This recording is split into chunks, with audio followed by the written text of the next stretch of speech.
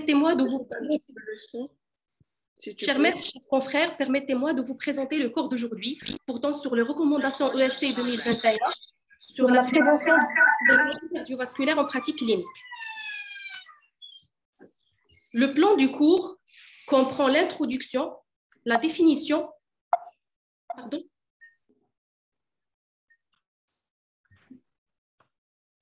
Le plan du cours comprend l'introduction, la définition, la pertinence de la prévention des maladies cardiovasculaires, la population cible pour l'évaluation des risques cardiovasculaires, nouveauté des lignes directrices de 2021 approche pas à pas, conditions spécifiques nécessitant une évaluation des risques cardiovasculaires, intervention au niveau individuel et intervention au niveau populationnel.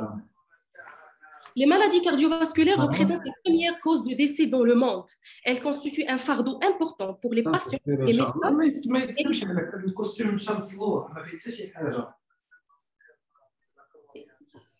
Les maladies cardiovasculaires représentent la première cause de décès dans le monde. Elles constituent un fardeau important pour les patients, les médecins et les systèmes de santé. Pardon, vos micros, s'il vous plaît.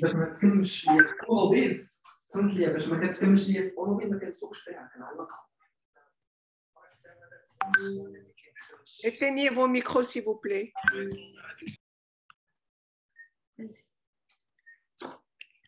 Les recommandations de l'ESC 2021 visent à aider les professionnels de santé à adopter les meilleures stratégies de prise en charge. Les points forts de ces guidelines, c'est l'attention particulière apportée aux expositions environnementales, notamment la pollution de l'air. Une stratégie de prévention combinée avec une action au niveau individuel et populationnel, une implication du patient dans la prise de décision partagée avec introduction d'une nouvelle approche d'intensification progressive du traitement pour atteindre les cibles thérapeutiques. Passons à la définition de la prévention des maladies cardiovasculaires. La prévention des maladies cardiovasculaires correspond à un ensemble coordonné d'actions au niveau de la population et de l'individu visant l'éradication ou la minimisation de l'impact des maladies cardiovasculaires et des handicaps qui leur sont liés. Quant à la pertinence de la prévention des maladies cardiovasculaires, les statistiques indiquent que les maladies cardiovasculaires sont la principale cause de décès prématurés à travers le monde. Mais la vaste majorité de ces décès auraient pu être évités par l'adoption de mesures aussi simples que l'arrêt du tabac, l'alimentation, la bonne alimentation, l'augmentation de l'activité physique. La prévalence d'un mode de vie malsain est élevée et les facteurs de risque sont souvent maltraités, même chez des patients considérés à haut risque cardiovasculaire. Les études apportent la preuve que les maladies cardiovasculaires sont dues à des facteurs de risque modifiables. Par exemple, dans l'étude Interheart, une étude 4 mois comparant les modes de vie d'environ 15 000 patients ayant souffert d'un infarctus aigu du myocarde et de 15 000 témoins, les résultats suggèrent que 90% des infarctus de myocarde peuvent être prévenus et que la majorité d'entre eux est la conséquence directe des choix individuels. Quelle est la population cible pour l'évaluation des risques de maladies cardiovasculaires? Concernant cette population, les recommandations n'ont pas changé, précisant qu'une évaluation systématique des risques cardiovasculaires est recommandée auprès des individus qui ont au moins un facteur de risque cardiovasculaire majeur ou présentant des comorbidités augmentant le risque cardiovasculaire. L'évaluation systématique ou opportuniste du risque cardiovasculaire dans la population générale chez l'homme de plus de 40 ans et la femme de plus de 50 ans peut être considérée. Par contre, l'évaluation systématique du risque n'est pas recommandée chez l'homme de moins de 40 ans et la femme de moins de 50 ans. Passons à l'une des principales nouveautés des lignes directrices 2021, notamment l'approche pas à pas. C'est une nouvelle approche d'intensification progressive du traitement pour atteindre les cibles thérapeutiques. Selon cette approche, la prise en charge des facteurs de risque se fait sur 2 paliers. Un premier palier commence par des objectifs pour tous les patients qui ont un certain niveau de risque, puis un deuxième palier d'intensification du traitement qui prend en considération le bénéfice espéré du traitement, les modificateurs de risque, les comorbidités, la fragilité et les préférences du patient dans un processus décisionnel partagé. Voici un diagramme central des dernières recommandations. C'est une vue d'ensemble de l'approche pas à pas. En premier lieu, on va catégoriser les individus en passant par les personnes apparemment en bonne santé, les patients avec maladie cardiovasculaire athérosclérose établie, les patients avec diabète ou autres facteurs de risque, notamment l'hypercholestérolémie familiale ou la maladie rénale chronique, qui va également augmenter le risque. À l'étape 1, il y aura des objectifs de prévention pour tous. Puis, une deuxième étape qui va consister en une intensification de la prévention et des objectifs du traitement. Commençons par la prise en charge des risques de maladies cardiovasculaires chez des sujets apparemment en bonne santé. Voici un organigramme des recommandations de l'ESC 2021 expliquant l'approche pas à pas chez les patients apparemment en bonne santé. Ces personnes sont par définition des personnes qui n'ont pas une maladie coronarienne, une maladie rénale, une hypercholestérolémie familiale, ni un diabète. Pour ces patients, on va proposer une prise en charge selon le stepwise approach en 2 étapes.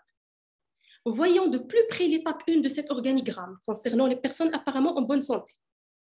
À cette première étape, les lignes directrices proposent des mesures d'hygiène de vie, notamment un régime méditerranéen ou équivalent, une diminution de la consommation d'alcool, un sevrage tabagique, une activité physique et des objectifs de tension inférieurs à 160 mm de mercure pour tous. Ensuite, ce qui est nouveau, c'est une catégorisation en fonction de l'âge, avec notamment 3 catégories, de moins de 50 ans, de 50 à 69 ans et de plus de 70 ans. Pour évaluer le risque cardiovasculaire à 10 ans, 2 scores étaient inclus dans ces recommandations.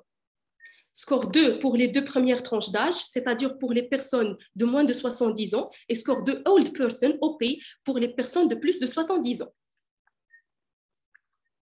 Voilà un aperçu du score 2 et score 2 Old Person avec une stratification en fonction du sexe, en fonction du statut tabagique, en fonction du cholestérol non HDL, en fonction de la tension artérielle systolique. Ces scores actualisés nous donnent maintenant la possibilité d'estimer le risque dans un éventail d'âge bien plus important, de 40 à 89 ans. De même, le score est adapté selon le risque moyen dans chaque pays. Les pays membres de l'ESC sont maintenant classés en 4 zones de risque croissant, faible, modéré, élevé et très élevés, qui sont regroupés en fonction des taux nationaux de mortalité cardiovasculaire publiés par l'OMS. Voici une carte des nouvelles recommandations désignant le niveau de risque de chaque pays, à souligner que le Maroc est classé à très haut risque cardiovasculaire.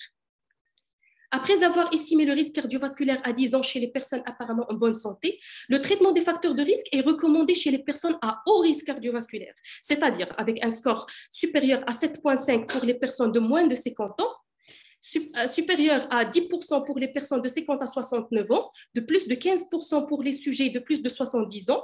Quant aux personnes de risque modéré ou faible, on peut proposer un traitement des facteurs de risque en prenant en considération les modificateurs de risque, le bénéfice du traitement et les préférences du patient.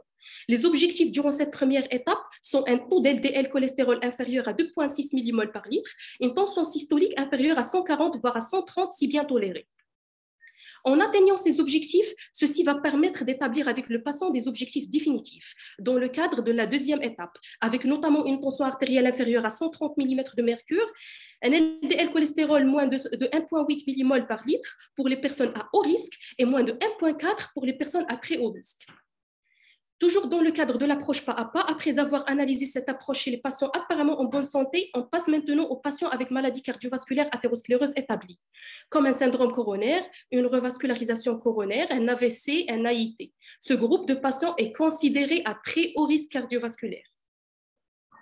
La prise en charge des patients avec maladie cardiovasculaire établie passe d'abord par l'étape 1, consistant en un arrêt du tabac, une adoption d'un mode de vie sain. Dans ce cas, on constate que les objectifs thérapeutiques sont plus agressifs, vu le risque élevé d'événements cardiovasculaires, notamment une pression artérielle visée en dessous de 140 voire 130 mm de mercure si bien tolérée, un LDL inférieur à 1,8 mmol ou une réduction de plus de 50%, en plus de la thérapie antithrombotique. Après l'atteinte de ces objectifs thérapeutiques, une intensification du traitement est envisagée en deuxième étape. Elle vise des objectifs de tension artérielle en dessous de 130 mm de mercure si toléré, un taux de LDL cholestérol inférieur à 1,4 mmol par litre. Parfois, le risque de récidive cardiovasculaire est très élevé, malgré le maximum de traitements conventionnels.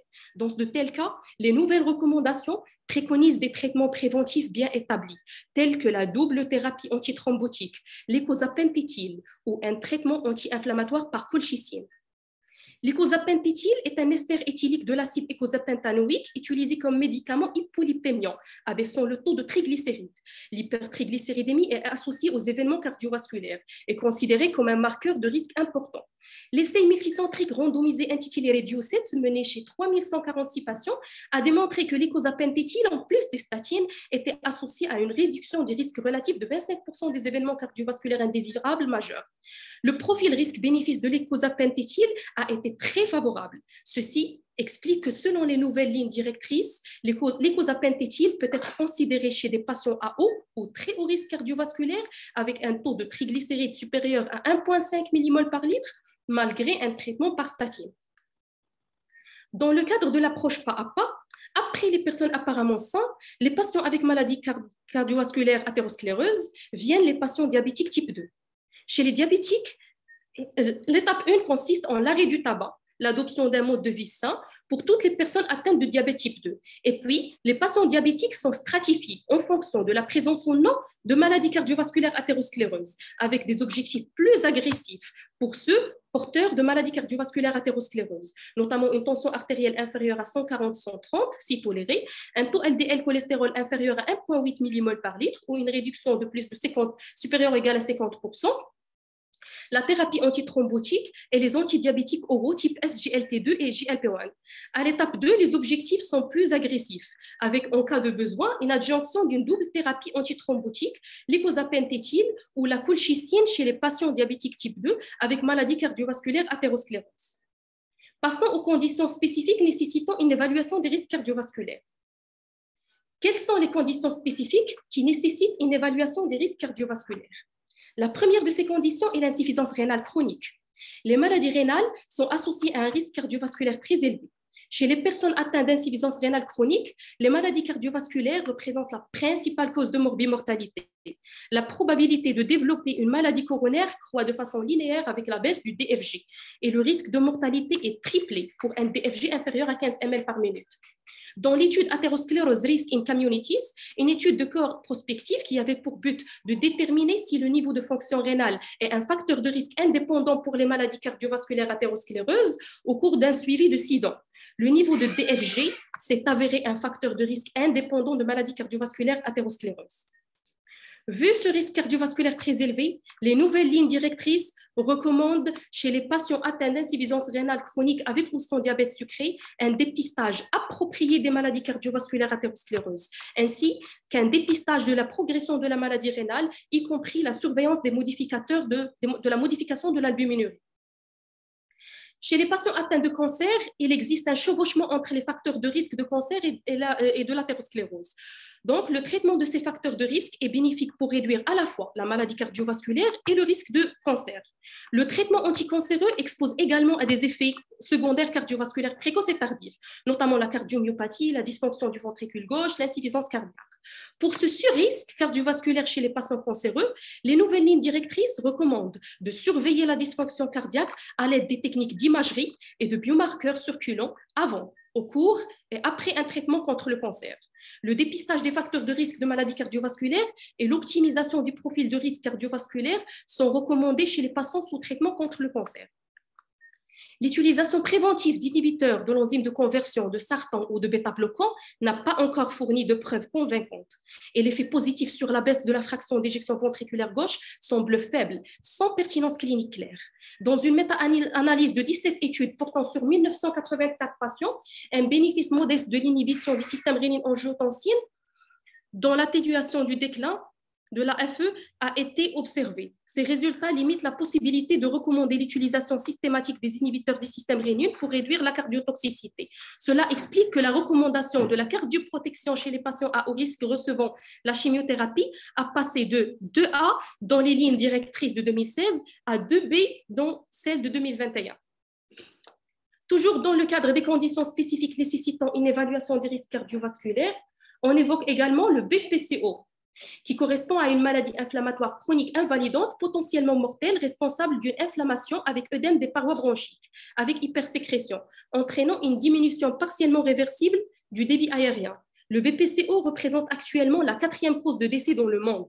Les patients atteints de BPCO ont un risque 2 à 3 fois plus élevé de maladie cardiovasculaire par rapport aux témoins du même âge. Les patients atteints de BPCO légère à modérée sont 8 à 10 fois plus susceptibles de mourir d'une maladie cardiovasculaire athéroscléreuse que d'une insuffisance respiratoire. Ce surrisque a été mis en évidence dans plusieurs études, dont une étude prospective oubliée dans The American Thoracic Society, étude étudiant l'impact de l'exacerbation de BPCO sur le risque cardiovasculaire en analysant plusieurs paramètres, dont la rigidité artérielle et les biomarqueurs cardiaques, notamment la troponine et la NT-proBNP. Cette étude a mis en évidence une augmentation aiguë de la rigidité artérielle au cours des exacerbations de la BPCO, avec une élévation marquée de troponine, de NT-proBNP, particulièrement chez les patients avec antécédents de cardiopathie ischémique. Vu ce risque cardiovasculaire élevé, les nouvelles lignes directrices de l'ESC recommandent que tous les patients atteints de BPCO fassent l'objet d'une évaluation des maladies cardiovasculaires athéroscléreuses et des facteurs de risque cardiovasculaire. Les maladies inflammatoires représentent également une des conditions spécifiques nécessitant une évaluation des risques cardiovasculaires. Le risque cardiovasculaire augmente de 50% pour la polyarthrite rhumatoïde et de 20% pour les maladies inflammatoires chroniques de l'intestin. En plus du traitement anti-inflammatoire optimal, le risque cardiovasculaire doit être traité par des interventions similaires aux personnes à haut risque cardiovasculaire. Pour cela, il semble prudent d'envisager une évaluation de risque de maladie cardiovasculaire chez les patients atteints d'une affection inflammatoire chronique, particulièrement pour les patients atteints de polyarthrite rhumatoïde, dont le risque cardiovasculaire calculé doit être multiplié par 1,5. Passons à la cinquième condition nécessitant une évaluation des risques cardiovasculaires, notamment les troubles de sommeil et l'apnée obstructive du sommeil. Dans la population générale, la prévalence des troubles de sommeil est d'environ 32%. Les troubles de sommeil sont associés à un risque accru de maladies cardiovasculaires. Le plus important de ces troubles est le syndrome d'apnée obstructive de sommeil, caractérisé par un collapsus récurrent des voies respiratoires supérieures. Par le biais d'une activation accrue du système nerveux sympathique, de l'inflammation et de la dysfonction endothéliale, le SAOS aboutit à plusieurs conséquences cardiovasculaires, notamment l'HTA, l'hypertension pulmonaire, les arythmies, les coronaropathies et la mortalité cardiovasculaire. Toutes ces conséquences potentiellement graves des troubles de sommeil expliquent l'apparition de nouvelles recommandations indiquant la nécessité d'un dépistage régulier de sommeil non réparateur chez les patients avec maladie cardiovasculaire athéroscléreuse, l'obésité ou l'hypertension, avec nécessité de référer le patient à un spécialiste si ces troubles de sommeil ne sont pas résolutifs après 4 semaines d'hygiène de vie. Les troubles mentaux constituent une nouveauté des recommandations de 2021. Ces troubles sont associés à un risque 2 à 3 fois plus élevé de maladie cardiovasculaire et à une espérance de vie réduite. Les mécanismes précis de ce risque est incertain. Il peut être en rapport avec un mode de vie malsain, une exposition accrue aux facteurs de stress socio-économique ou aux effets secondaires de médicaments. L'évaluation des risques de maladies cardiovasculaires doit tenir compte de la présence des troubles mentaux, comme l'a prouvé une étude de cohorte prospective de 400 000 patients sans maladie cardiovasculaire. Le résultat de l'étude a souligné que l'évaluation des risques de maladies cardiovasculaires qui n'inclut pas la maladie mentale grave comme facteur prédictif pourrait sous-estimer le risque de maladie cardiovasculaire et que toutes les équations de prédiction du risque doivent inclure les indicateurs de maladie mentale, d'où découle la recommandation récente incitant à prendre en considération les troubles mentaux comme influençant le risque cardiovasculaire total. Passons aux interventions au niveau individuel. Ces interventions comprennent l'optimisation du mode de vie, le sevrage tabagique, le contrôle lipidique, le traitement de l'hypertension artérielle, le traitement du diabète, la thérapie anti-inflammatoire et la réadaptation cardiaque. L'activité physique régulière est un pilier de la prévention des maladies cardiovasculaires. Elle diminue la mortalité, toutes causes confondues.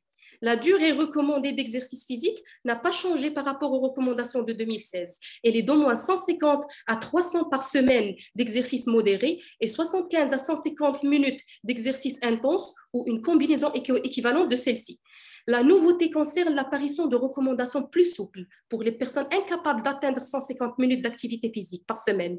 Chez eux, il est recommandé de rester aussi actifs que leur capacité et leur santé le permet.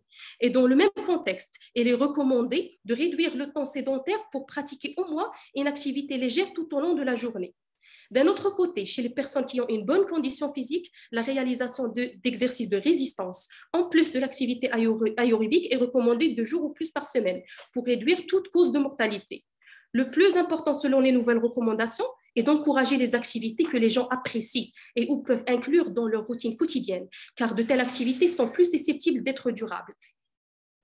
Les habitudes alimentaires influencent le risque de maladies cardiovasculaires et d'autres maladies chroniques, telles que le cancer. L'alimentation saine est recommandée comme pierre angulaire de la prévention cardiovasculaire chez tous les individus. Ces nouvelles lignes directrices, en plus de la restriction des graisses saturées, du sel, du sucre et de l'encouragement d'une alimentation riche en fruits et légumes, ont inclus des nouvelles recommandations incitant à adopter un régime méditerranéen ou similaire, à limiter la consommation d'alcool à 100 grammes par semaine et de consommer le poisson de préférence gras au moins une fois par semaine en limitant les viandes transformées. Le surpoids et l'obésité sont tous deux associés à un risque accru de décès par maladie cardiovasculaire et de mortalité toutes causes confondues. Pour cela, il est recommandé aux personnes en surpoids et obèses de viser une perte de poids pour réduire la pression artérielle, la dyslipidémie, le risque de diabète de type 2 et d'améliorer ainsi leur profil de risque cardiovasculaire en adoptant une activité physique régulière, une alimentation saine. Une nouvelle dans ces recommandations, c'est la chirurgie bariatrique pour les personnes obèses à haut risque cardiovasculaire qui doit être envisagée lorsque le changement de mode de vie ne peut pas entraîner une perte de poids maintenue. Le sevrage tabagique. Arrêter de fumer est la stratégie la plus rentable pour la prévention des maladies cardiovasculaires. Il faut signaler qu'un fumeur à vie a une probabilité de 50% de mourir à cause du tabagisme et perdra en moyenne 10 ans de vie. Pour la première fois, les guidelines recommandent clairement le sevrage tabagique, qu'il entraîne ou non une prise de poids, car ce dernier ne suffit pas à contrecarrer les bénéfices liés à l'arrêt du tabac. Car les fumeurs qui arrêtent de fumer peuvent s'attendre à une prise de poids moyenne de 5 kg. Mais les avantages pour la santé de l'arrêt du tabac l'emportent sur les risques liés à la prise de poids. Une prise en charge médicamenteuse pour arrêter de fumer doit être envisagée chez tous les fumeurs qui sont prêts à entreprendre cette action. Ces interventions fondées sur des données probantes comprennent la thérapie de remplacement de la nicotine, la varenicline, le bupropion doivent être considérés pour aider au sevrage tabagique. Une méta-analyse publiée en 2018 englobant 136 études avec 60 000 patients ont contribué à la comparaison principale entre des patients recevant la thérapie de remplacement nicotinique à un groupe témoin placebo. Le résultat de la méta-analyse était qu'en se basant sur des preuves de haute qualité, toutes les formes autorisées de thérapie de remplacement nicotinique peuvent aider les personnes qui tentent d'arrêter de fumer à augmenter leurs chances de réussir à arrêter de fumer. Les thérapies de remplacement nicotinique augmentent le taux d'abandon de 50 à 60%, quel que soit le contexte. Une des principales nouveautés de ces lignes directrices, c'est l'introduction de nouveaux graphiques similaires aux graphiques du SCORE pour la stratification de risque. Mais ici, au lieu d'avoir un risque, on a un bénéfice en termes d'années moyennes à récupérer en cas de cessation de tabac. L'idée derrière ce tableau est de proposer un outil pour engager la discussion avec le patient et proposer une autre vision optimiste. Au lieu de parler de risque, on parle de bénéfices en années gagnées si le patient arrête de fumer. Le contrôle lipidique. Le traitement de la dyslipidémie constitue un des principaux piliers de la prévention cardiovasculaire. Des preuves récentes ont confirmé que l'événement déclencheur clé de l'athérogénèse est la rétention de l'LDL cholestérol et d'autres lipoprotéines dans la paroi artérielle, comme l'a démontré clairement la déclaration du consensus de la Société européenne d'athérosclérose publiée dans le European Heart Journal. Les objectifs de l'LDL cholestérol n'ont pas changé par rapport aux recommandations de dyslipidémie de 2019. Un taux de LDL cholestérol inférieur à 1,4 ou une réduction supérieure ou égale à 50% de la valeur de base pour les patients à très haut risque cardiovasculaire ou inférieur à 1,8 pour les patients à haut risque cardiovasculaire. Quant aux options thérapeutiques, les statines sont indiquées à la dose maximale tolérée pour atteindre le taux de l'LDL cible. Et si l'objectif n'est pas atteint, une combinaison de alésithymib est recommandée. En prévention secondaire, si l'objectif de l'LDL cholestérol n'est pas atteint avec la dose maximale tolérée de statine et des ezetimibe, une association à un inhibiteur de PCSK9 est recommandée. Traitement de l'hypertension artérielle. L'hypertension est l'une des principales causes évitables de morbimortalité prématurée. Elle touche plus d'1 milliard de personnes dans le monde, avec une prévalence de 30 à 45% chez l'adulte, augmentant avec l'âge à plus de 60%. Les seuils de définition de l'HTA pour la mesure au cabinet, l'automesure ou le MAPA n'a pas changé par rapport aux dernières recommandations. Les nouvelles lignes directrices ont codifié le dépistage de l'HTA en fonction de niveau tensionnel, comme présenté dans le schéma suivant, avec mesure de la tension artérielle au moins tous les 5 ans chez les personnes avec tension artérielle optimale, au moins tous les 3 ans pour les personnes avec tension artérielle normale. Quant aux personnes avec tension artérielle normale haute, la surveillance doit être au moins annuelle, tout en pensant à une éventuelle HTA masquée, d'où l'intérêt de réaliser une MAPA ou une automesure tensionnelle. Et enfin, pour les patients hypertendus, des mesures répétées de tension artérielle au cabinet ou une MAPA, voire une automesure tensionnelle sont à prévoir.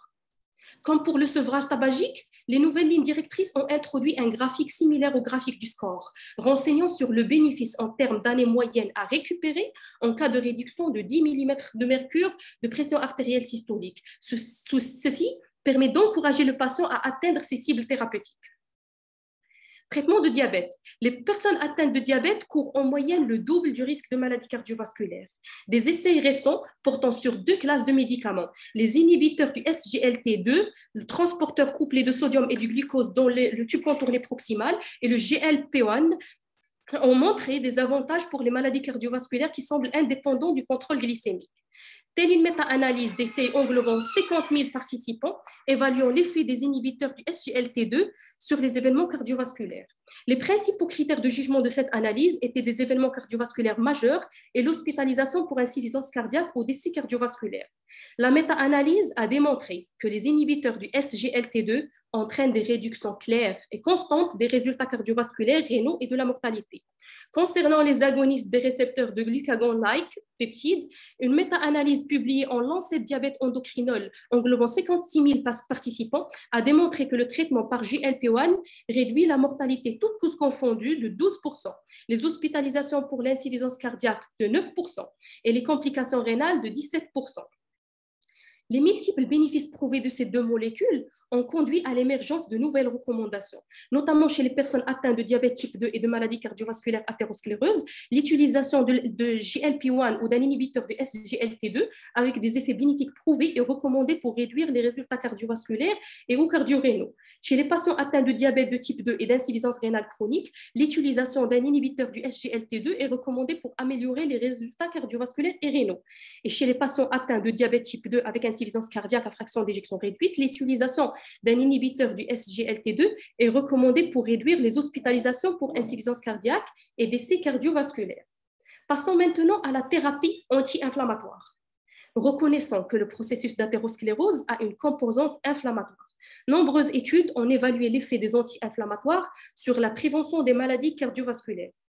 En 2019, l'essai Colcott a évalué l'effet de la colchicine 0,5 mg par rapport à un placebo administré dans les 30 jours suivant un infarctus de myocarde, c'est-à-dire à la phase aiguë d'un infarctus de myocarde.